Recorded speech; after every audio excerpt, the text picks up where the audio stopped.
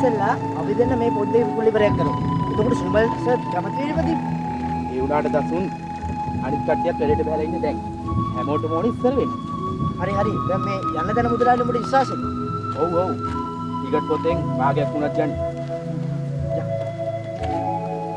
පාසල් දිවියෙන් පස්සේ ඔය ළමයි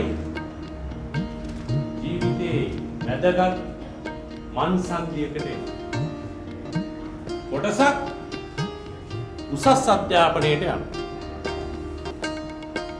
අනිත් කොටස සමහර විට ප්‍රශ්නයක් ඇති කරගන්න පුළුවන්. අපි දැන් මොකද කරන්නේ කියලා. සමහර අය හිතන්න පුළුවන් අපිට අවදාවත් රස්සාව හොයාගන්න පුළුවන් වෙන එකක් නෑ. එහෙම හිතන්න ඕනේ නේ. අපිට යන්න පුළුවන් වෙනත් මාර්ග රාශියක් තියෙනවා. ඒවා නිවැරදිව අඳුනගෙන අනාගතය ගැන සුබවාදී විදියට හිතන්න ඕනේ. තේරුණාද? ඒකට අදිතාලම වැටෙන්නේ පාසලේදීමයි. පාසල් ජීවිතය අවසන් වෙනවා කියන්නේ ජීවිතේ අඩයිමකට එනවා නෙවෙයි. පාසල් දිවිය අවසන් වෙනවා කියන්නේ තමන් ජීවිතේ පටන් ගන්න.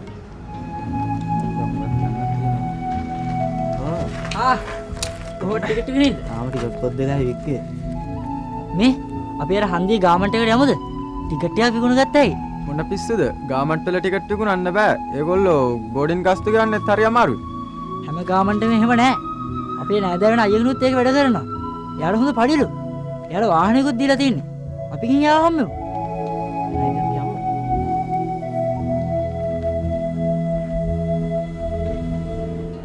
පාසල් යන කාලෙදිම අපිට මේ වැඩ අත්දැකීම් ලබා ගන්න පුළුවන්. පාසල් ජීවිතය අවසන් කරලා රැකියාවක් කරන දවසට වුණත් මේ ලබා ගන්න අත්දැකීම් ප්‍රයෝජනවත් වෙනවා. පාසලේ ඉන්න කාලෙදී ඇත්තට මේ වැඩ අත්දැකීම් ලබා ගන්න ඕන තරම් අවස්ථා තියෙනවා.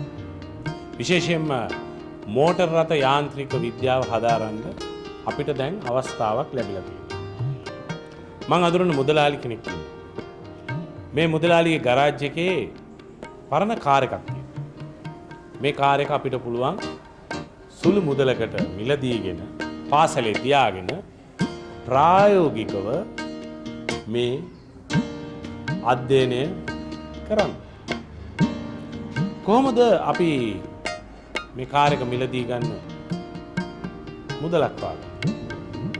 සර් අපි සල්පිලක් වගේ දෙයක් තිබ්බොත් අන්න හොඳ අදහසක්. එහෙම දෙයක් කළොත් මං හිතන්නේ අපිට අලුත් අත්දැකීමක් ජීවිතේට එකතු කරගන්න පුළුවන්. සර් අපි ටිකට් පොට්ටියක් ගහලා විකුණනොත් මං හිතනවා අර කලින් අදහසටත් වැඩිය මේ අදහස ගොඩක් හොඳයි කියලා. මොකද මේ වගේ දෙයක් කරද්දී අපි ඔක්කොටම එකට එකතු වෙලා වැඩ කරන්නට පුළුවන්. විශේෂයෙන්ම මේ කාර් එකක් මිලදී ගන්න අරමුණත් එක්කම තවත් දේවල් අපිට එකතු කරගන්න පුළුවන්. සාමූහිකව වැඩ කරන්නේ කොහොමද? අපිට මං හිතන්නේ ඒ විතරක් නෙවෙයි අලුත් පුද්ගලයෝ මුණ ගැහෙනවා. අලුත් ආයතන මුණ ගැහෙනවා. අපි ඔවුන්ව අඳුන ගන්නවා. ඔවුන් අපිව අඳුන ගන්නවා. එතකොට කවදා හරි රැකියාවක් කරන කාලෙකදී වුණත් අපිට මේ අයව මේ ආයතන ප්‍රයෝජනවත්. මුදලාලි ඉන්නවද? මුදලාලි බැංකුවට ගියා. දැන් මේයිද? දැන් නම් මේ ළඟම ඉන්නේ. මීට කලින් ඔය අයියා මේ හිටියේ නෑ නේද? නෑ. මම මේ account හදනවා විතරයි. ස්ථිර වැඩ කරන්නේ නෑ. මම වරලක් ගණකාධිකරණය හදාරනවා. මේක part time job එකක් විදිහට කරන්නේ. ඉගෙන ගත්තා කියලා. හැමදාම අම්මලාට බරක් වෙන්න බෑනේ මල්ලි. ඉගෙන ගන්න ගමන් මේ වගේ වැඩක් කරන එක බාධාවක් නෙමෙයිද? අද කාලේ උසස් අධ්‍යාපනය ලබන හුඟ දෙනෙක් මේ වගේ part time job කරනවා. විශේෂයෙන්ම විශ්වවිද්‍යාලවල ඉගෙන ගන්න අය, ගණකාධිකරණය වගේ මනෙකුත් පාඨමාලාවල් කරන අය ඒගොල්ලන්ගේ වියදම හොයාගන්න මේ විදිහට වැඩ කරනවා. ඒ මගින් ආදායම වගේම වැඩ අත්දැකීමකුත් ලැබෙනවා. අපේ සුනිල් සර් කියන්නේ ඕකම තමයි.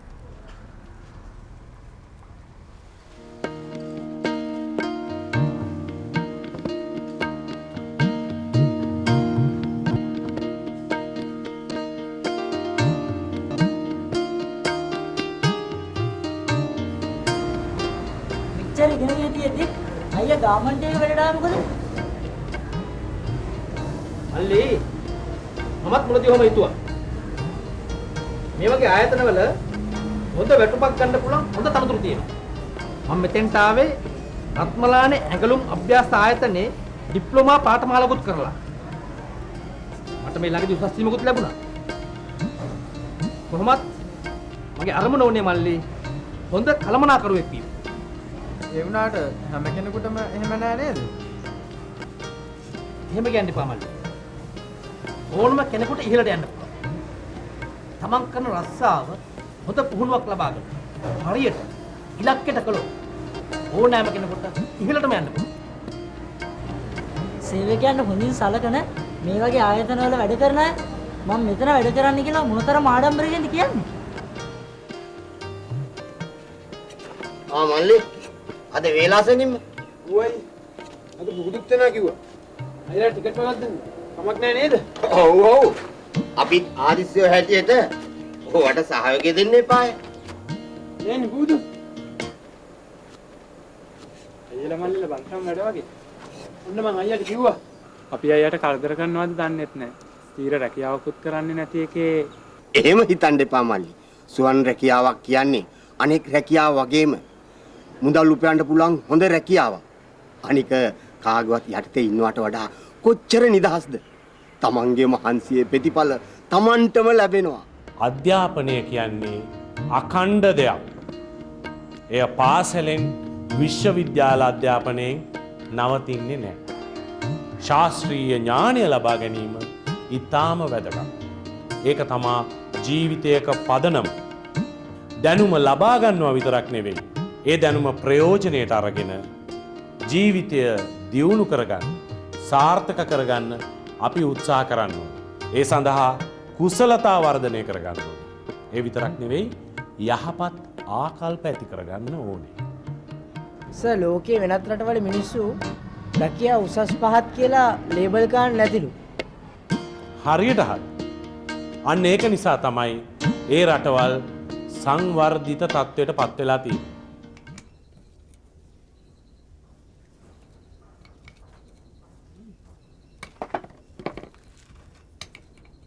මුදලාලි අර වෑන් එක මෙතෙන්ට ගන්න ඕනේ. මේ කාර් එක පිටිපස්සට දාන්නද? ඕක අර ඉස්කෝලේ මහත්තයා බලලා කියන්නේ. ඒක හරියන වැඩක් නෙමෙයි මුදලාලි. ඔය ටිකට් පොත් ගහලා සල්ලි එකතු කරලාලු මේ කාර් එක ගන්න යන්නේ. හැබැයිද? ඉස්කෝලේ මහත්තයා හරියට කිව්වේ නිකන් හෙට ගන්නවා වගේ. අනික කාර් එක ගන්නේ ඉස්කෝලේ මහත්තයාගේ පාවිච්චියට නෙමෙයිලු. ළමයින්ට මෙකැනික් වැඩ උගන්වන්න ඉස්කෝලේටලු. ඉස්කෝලේ මහත්තයාට ඔළුවේ අමාරුව මොනවද ළමයි මේ කරන බොරු වැඩ? මෙකැනික් වැඩ ඉගෙන ගත්තට හරියන්නේ නැහැ. හොඳට ඉගෙනගෙන විශ්වවිද්‍යාලයට යන්න බලන්න. දක්ෂතා තියෙන අය විශ්වවිද්‍යාලයයි. ඒත් අපේ හැකියාවන් දියුණු කරගත්තා කියලා අධ්‍යාපනය කඩකප්පල් වෙන්නේ නැහනේ.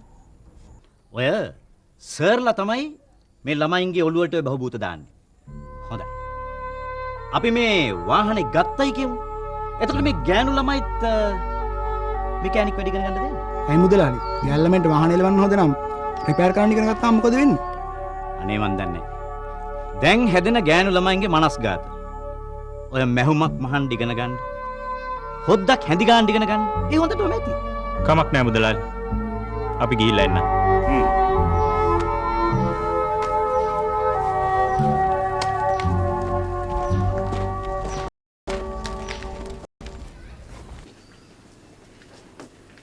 කොහොමද මල්ලි ගියේ වැඩ? ටිකට් පොත් විකුණුවද? ටිකක් වික්කා. සුනිලුත් ඇහුවා ඇයි මල්ලි මෝටර් යාන්ත්‍රික විද්‍යාව කරන්නේ නැතුව මේ කාර් එක ගන්න මෙච්චර මහන්සි වෙන්නේ කියලා.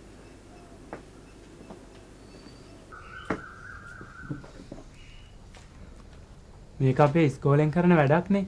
ඉතින් අපි ඔක්කොම උදව් කරන්න එපා. අනික සුනිමල් සර් කිව්වේ මේකට හැමෝම එකතු වෙන්න ඕනි කියලා. නැත්තම් මෙච්චර මුදලක් එකතු කරගන්න බැරි වෙයි කියලා. ඒ ලෙවල් එක්සෑම් එකෙන් පස්සේ මල්ලි මොනවද කරන්න හිතන්නේ? මං කැම්පස් යන්න හිතාගෙන ඉන්නේ. මට ඕනේ කොහොම හරි ඇකවුන්ටන්ට් කෙනෙක් වෙන්න. විභාගය ගත්ත ගමන් මං AAT ක්ලාස් යනවා. එතකොට චාටඩ් වලටත් ලේසි. ඒක හොඳයි. ඇකවුන්ටන්ට් කෙනෙක් වෙන්න නම් අධ්‍යාපන සුදුසුකම් විතරක් මදි. වෘත්තීය විභාගයකුත් සමත් වෙලා තියෙන්න ඕනේ. අපේ මල්ලි නම් දැන් ජොබ් එකකට යන්න හදන්නේ. ඒකත් නරක නැහැ. ඒත් Taman ආස කරන ක්ෂේත්‍රයකින් රැකියාවකට පුහුණුවක් ලබා ගන්න එක ගොඩක් වැදගත් කියලා සුනිමල් සර්ත් කිව්වා.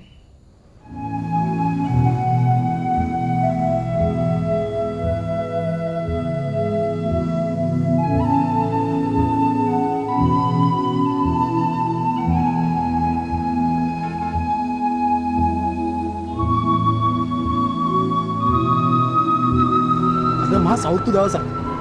එක ටිකට්ටක් අල්කොන ගන්න බැරි වුණා. අර ධනසිරි මුදලාලිගේ ගෙදර කියවේ ඉඳන් තමයි මේ කාලකන්නිකම ගැහැනේ. මිනිහට සල්ලි දුන්නාට මිනිහා හරි කුණු ලෝභයක්. බඩගිනි මචං. ගෙදර ගිහිල්ලා කමුද? ඌවා මටත් හරි බඩගිනි. පොඩ්ඩක් ඉඳපන්. මම දන්න චයිනීස් රෙස්ටෝරන්ට් එකක් තියෙන ටවුමේ. අපිට ගියොත් නම් බඩගින්න නිවා ගන්න මොන හරි කරගන්න පුළුවන් වෙයි. ඔබ හිතන්නේ චයිනීස් රෙස්ටෝරන්ට් ඇතුලේ දන්සල් දෙනවා කියලා? මම දන්න අයියා කෙනෙක් ඉන්නවා එතන. යමුකෝ.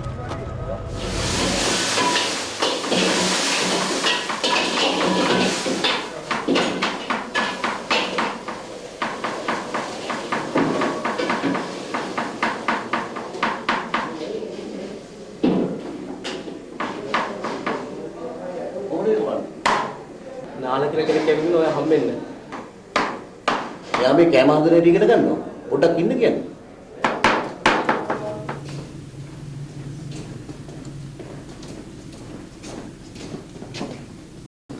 පොඩි වැඩ කින්නේ.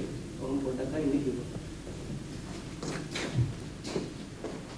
මේ අයියා හොටෙල් ස්කූල් එකට ගියේ. හැබැයි තාම අවුරුදු 2යි.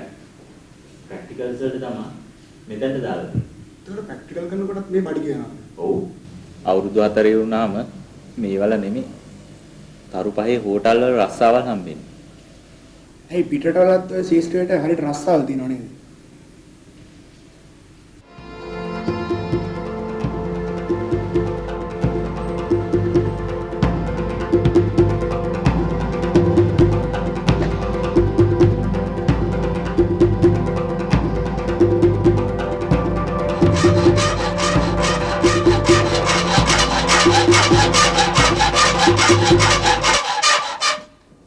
ධනසිරි මුදලාලි. කාලයකට පස්සේ මොකෝ මේ පැත්තේ? අර ඉස්කෝලේ ළමයින්ට ගන්නවා කියපු කාර් එක ඕක.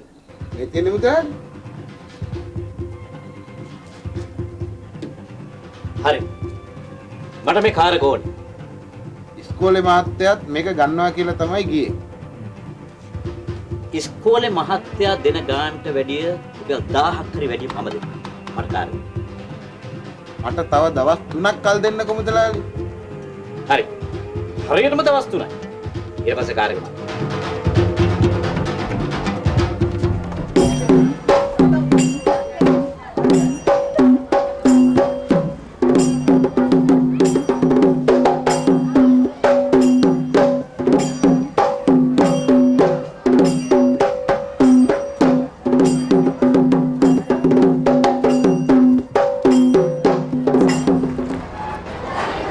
මගේ යාළුවෙක් කලුතින් ගයක් හදලා තියෙනවා. ඒගොල්ලන්ට ඕන කරලා තියෙනවා ඒ ගාඩන් එක හොඳට හදාගන්න. ඉතින් ඔයා චිත්‍ර මූර්ති වලටත් හොඳට දක්ෂයිනේ. මං හිතුවා ඒ වැඩේ ඔයාට හොඳට කරන්න පුළුවන් වෙයි කියලා. මීට ඉස්සෙල්ලා නම් මම අයට උදව් කළාට තනියම කළා නෑ මිස්. ඒත් මං උත්සාහ කරලා බලන්නම්කෝ.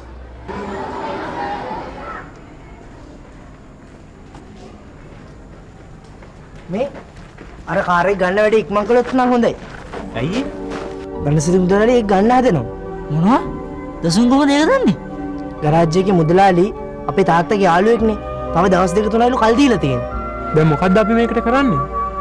ඒ මිනිහා අපෙන් ටිකට් ගත්තෙත් නැහැ. හිතේ තියෙන කුම්මැහිකමට තමයි මේක කරනවා ඇත්තේ. ධනසිරි මුදලාලි ඒක ගත්තොත් අපිට තියෙන මිනිහට විරුද්ධව නඩු දාන්න. ෂා. දසුන් නඩු දාන්නත් ලෑස්ති. ඔයාට නඩු දාන්න සල්ලි තියෙනවද? එහෙම නැත්තම් ලොයර් කෙනෙක් වෙනවද? ඇයි මට ලෝය කෙනෙක් වෙන්න බැයිද? කැම්පස් ගිහිල්ලා හරි නීති විද්‍යාලයට ගිහිල්ලා හරි මම නීති හදාරනවා. අප අවට තියෙන රැකියා ආලෝකය ගැන අපි නිතරම අවදියෙන් ඉන්න ඕන. අපිට ඕන තරම් විකල්ප තියෙනවා. එකම වෘත්තියක් ගැන හිතාගෙන ඉන්න ඕනේ නැහැ. ඇත්තටම මොකක්ද මේ රැකියාවක් කියන්නේ? තනියෙන් කරන දෙයක් නෙවෙයි. කණ්ඩායමක් එකතු වෙලා කරන වැඩක එක් කොටසක් කරන දේ තමයි රැකියාව කියන්නේ. ඒ කියන්නේ අපි කණ්ඩායමක සමාජිකයෙක්, කොටස්කරුවෙක්.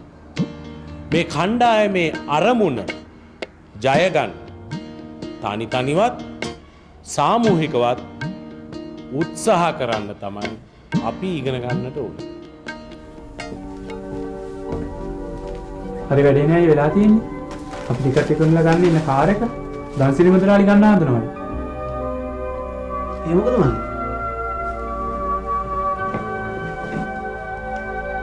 එදා අපේ යාළුවෝ කියලා තියෙන දේවල් වලට තරහ ගියාද දන්නේ නැහැ.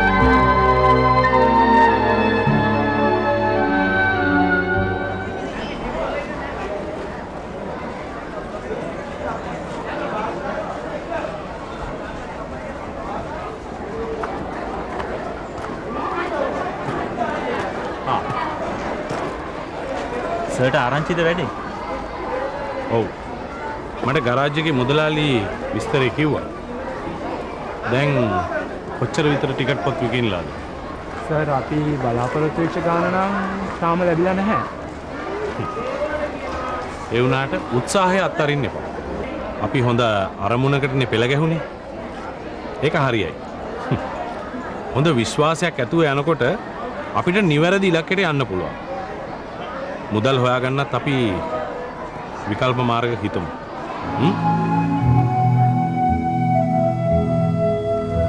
ඔන්න අපේ ගාඩන් එක දැකලා චින්තන්ට තවත් ඕඩර් එකක් ලැබෙන්න යන්නේ. කෞසල්‍ය මිස් හොඳ කෙනෙක්නේ අපිට රෙකමන්ඩ් කරලා දීලා තියෙන්නේ.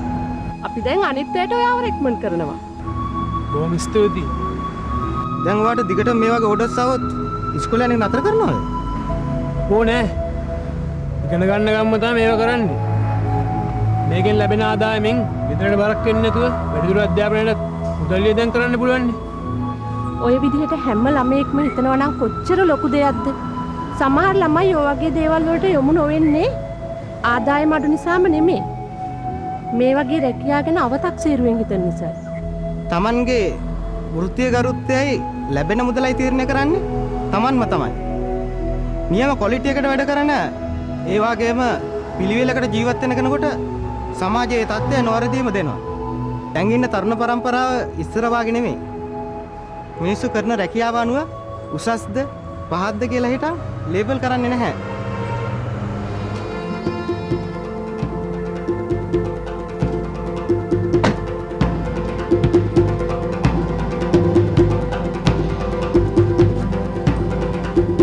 ඔන්න දවස් 3 ඉවරයි. මට කාර්යය. ඉස්කෝලේ මහත්තයා ඊයේ ඇවිල්ලා කාර් එක අරන් ගියා. මම කිව්වනේ වැඩි ගන්නට හරි කාර් එක මම ගන්නවා කියලා. ඒ මහත්තයාට මම පොරොන්දු වුණානේ මුදලාලි කාර් එක දෙනවා කියලා. ඉතින් කිව්ව ගාන දීලා අරන් ගියා.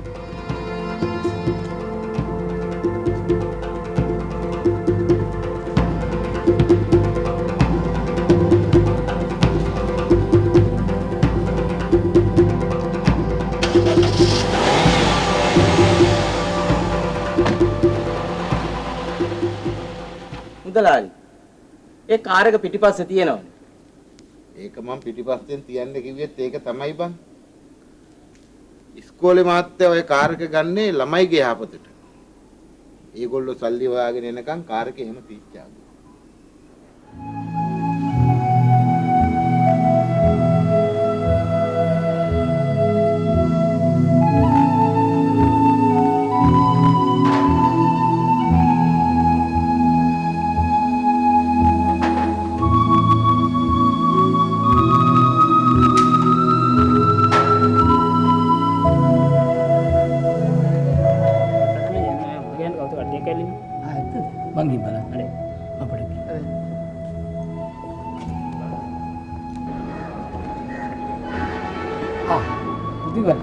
යාගෙද්ද? ඔව් අයියේ. අපිට තව සල්ලි ටිකක් විතර මදි කාර් එක ගන්න. මාත් මේ කීප දෙනෙක්ට කතා කරලා ටිකට් එක විකුණලා දෙන්න. මොනවා වුණත් වැඩේ හොඳයි. සුනිමන් සර් තමයි අපිට මේකට මඟ පෙන්නන්නේ. ඔය වැඩේ මෝටර් කාර්මික විද්‍යාව පිළිබඳව මූලික දැනුමක් ලබා ගන්න හොඳයි. ඒ වුණාට මේ වගේ තැනකින් ඒ පිළිබඳව වැඩිපුර ඉගෙනගෙන පිළිගත් සහතිකයකුත් ගන්න පුළුවන්. මෙතන වෙන පාඨමාලාවක් තියෙනවද? ඔව්. පූර්ති පාඨමාලා ගොඩාක් තියෙනවා. අනිත් එක මෙහි විතරක් නෙමෙයි ලංකාව වටේම වෘත්තිපූර්ණ මධ්‍යස්ථාන තියෙනවානේ. ඒක වාර ප්‍රවේශපත්‍රයක් නොමිලේ දෙනවා. මාසික දීවරාවකුත් ලැබෙනවා.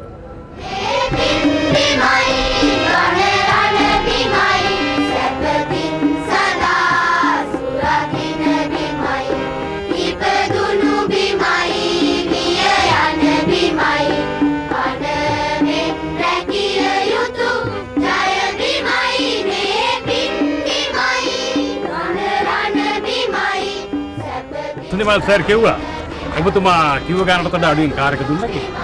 ඔව් සර් පොඩ්ඩක් පාඩු වුණත් මොකද? රටට වැඩදායේ ප්‍රයෝජනවත් දෙයකටනේ මේක දුන්නේ.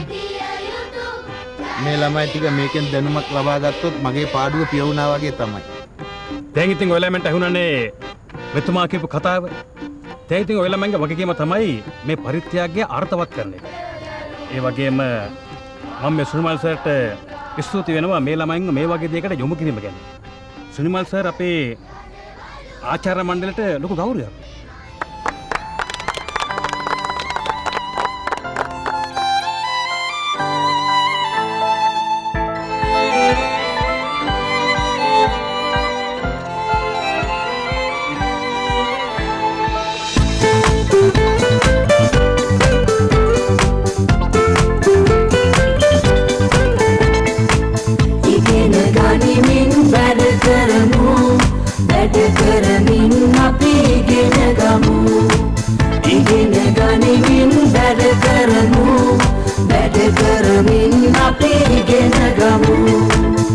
කරුණාවෙන් හද සිරවී ඇනුමෙන් සිතුවිලි සරුවී කරුණාවෙන් හද සිරවී ඇනුමෙන් සිතුවිලි සරුවී මනසින් විස්කම් බිහිවී දැතින් දස්කම් හුරුවී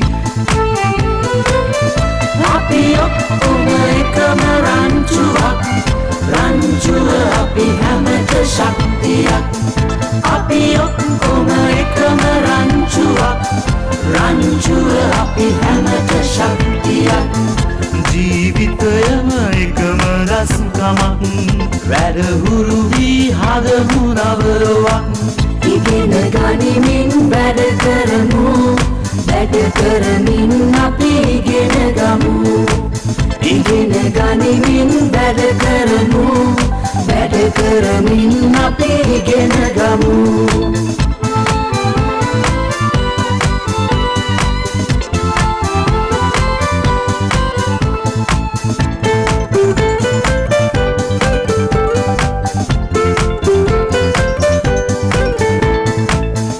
හදයි සිතයි අතයි එකතු වී හදමු රටක් වැඩ පෙරහුරු වී හදයි සිතයි අතයි එකතු වී හදමු රටක් වැඩ පෙරහුරු වී දින මුලොවක් අප සැම එක් වී නව මුලොවක් එනු ඇත නිම වී ඉගෙන ගනිමින් වැඩ කරමු වැඩ කරමින් අපි ඉගෙන ගමු ඉගෙන ගනිමින් වැඩ කරමු වැඩ කරමින් අපි ඉගෙන ගමු අපි ඔක්කොම එකම රංචුවක් රංචුව අපි හැමත ශක්තියක් අපි ඔක්කොම එකම රංචුවක් රංචුව අපි හැමත ශක්තියක්